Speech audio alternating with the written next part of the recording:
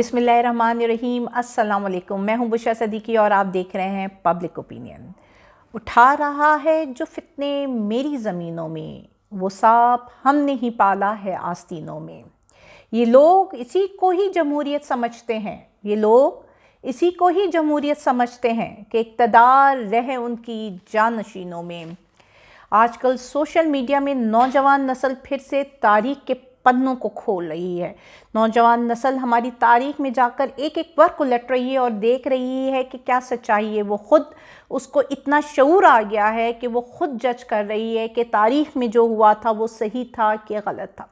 1970 की दहाई के औराक हमारे सामने खुलते जा रहे हैं। रोज़ाना एक नई खबर, एक नया रिव्यू 1970s के हवाले से मैं पढ़ रही हूँ। तो मैंने भी सोचा कि चलो थोड़ी सी स्टडी की जाए, थोड़ा पढ़ा जाए। तो मेरी नज़र से एक आर्टिकल गुजरा फ्राइडे टाइम्स। उसमें लिखा हुआ था, उसका टाइटल कुछ इस तरह था, अगर मैं उर्दू में बताऊं तो वो ये था कि किस तरह 1971 जो सकूते ढाका का वाक़या है उसके हक़ाइक़ को तरोड़ मरोड़ के हमारे सामने पेश किया गया।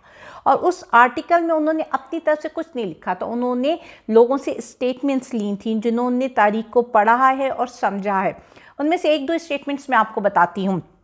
ऑथर यासिर लतीफ़ हमदानी कहते हैं कि पहले मैं समझता था कि मुजीबुर रहमान गद्दार हैं, लेकिन जब मैंने पढ़ा, देखा, हक़ाइक़ को जांचा तो मुझे पता चला मुजीबुर रहमान तो जो लाहौर की करारदाद थी उसको उसकी असल रूह के साथ इम्प्लीमेंट नाफिज करना चाहता था, तो वो गद्दार कहाँ से हो गया। यहाँ पे एक मारवी सरमत का नाम आपने सुना होगा कि वो कि ह्यूमन राइट एक्टिविस्ट है। वो कहती हैं कि जब मैंने बहुत देर से बांग्लादेश की हिस्ट्री को, जो सकूते वाक़या का ढाका हुआ, वो मुझे काफ़ी देर से समझ आए, लेकिन जब मैंने समझा या पढ़ा तब मुझे ये पता चला कि अल बदर और अल शम्स जैसी तंजीमें बनाई गई थी ईस्ट पाकिस्तान को काउंटर करने के लिए। और जब मैंने ये लाइन पढ़ी अल बदर और शम्स, तो मुझे इमरान खान की स्पीच याद आ गई जिसमें वो डिस्क्लोज़ करता है प्लान सी, जिसमें वो कहता है कि अल बदर तंजीम को हायर किया गया है मुझे कत्ल करने के लिए। फिर मैंने सोचा कि जब अल बदर के नाम आ गया है तो चलो उसकी हिस्ट्री मालूम करें कि अल बदर क्या है, ये कैसे फॉर्म हुई, क्यों इसका उससे लिंक शुरू होता है और अभी तक अल बदर मौजूद है और अभी तक उसको उसी के लिए इस्तेमाल किया जा रहा है। क्योंकि अल बदर को उस वक्त ईस्ट पाकिस्तान में टेररिस्ट और पॉलिटिकल किलिंग के लिए इस्तेमाल किया जाता था, और अब अगर इमरान खान ने नाम लिया है तो वो भी उसका कत्ल, यानी कि एक पॉलिटिकल किलिंग के लिए ही उसका दोबारा इस्तेमाल किया जा रहा है। तो मैंने कहा चलो अल बदर के बारे में थोड़ी सी मालूमात हासिल की जाए। तो मैंने अल बदर सर्च किया और आप सबको ये बताया है कि जैसे ही कुछ भी सर्च करो सबसे पहले विकिपीडिया हमारे सामने आता है। तो विकिपीडिया में लिखा हुआ था उस बारे में, मैं विकिपीडिया की बात बता रही हूँ। वो लिखता है कि ये पैरा मिलिट्री फोर्स है जो कि 1971 में जनरल आमिर अब्दुल्ला खान नियाजी ने बनाई थी, और उसका काम था पॉलिटिकल किलिंग और टेररिज्म, और इसमें स्कूल के बच्चे और मदरसे के बच्चे शामिल किए गए थे।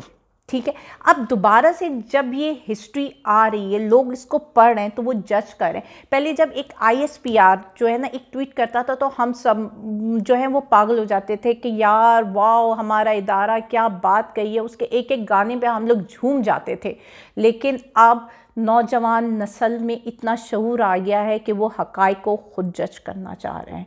वो हक़ाइक़ के, वो आपकी हिस्ट्री के, वो आपकी तारीख़ के पन्ने उलट उलट कर एक एक चीज़ को, एक एक इदारे को, एक एक शख्स को जज कर रहे हैं कि किसका क्या किरदार था, किसका क्या किरदार था पाकिस्तान को बनाने में और किसका क्या किरदार था पाकिस्तान को बिगाड़ने में।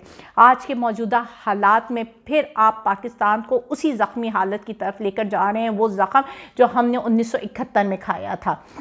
वही हालात हो गए हैं पाकिस्तान के, वही अफरा तफरी, वही क्योस, कुछ समझ नहीं आ रहा है किधर है। निज़ामी अनारकी की तरफ मुल्क को ले गया है। मईशत देखें तो मईशत तबाह है।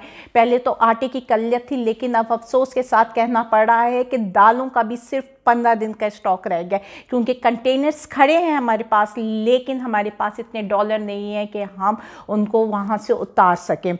हमारे पास हर्जाना भरने के तो पैसे हैं, लेकिन हमारे पास कंटेनर से दालें उतारने के लिए पैसे नहीं हैं।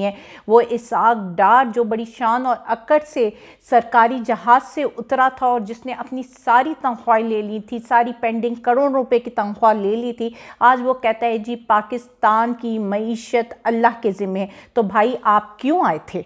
आपने किस लिए ये जिम्मेदारी ली थी? आपने क्यों कहा था कि डॉलर को और IMF को मुझसे ज़्यादा बेहतर तौर पे कोई नहीं समझ सकता?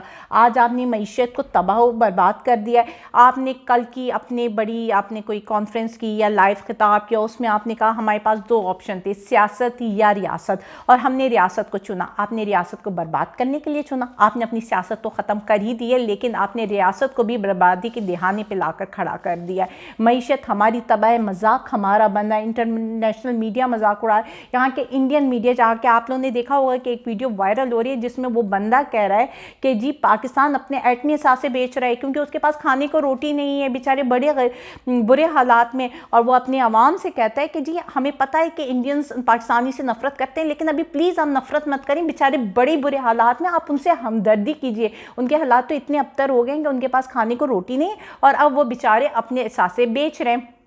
अब हमारे पास कुछ भी नहीं है, लेकिन हम अभी लाखों रुपए की मशीनरी जो है इस्तेमाल करेंगे मरियम बीबी के इस्तकबाल के लिए, क्योंकि मरियम बीबी आ रही। मरियम बीबी पहले क्यों नहीं आई?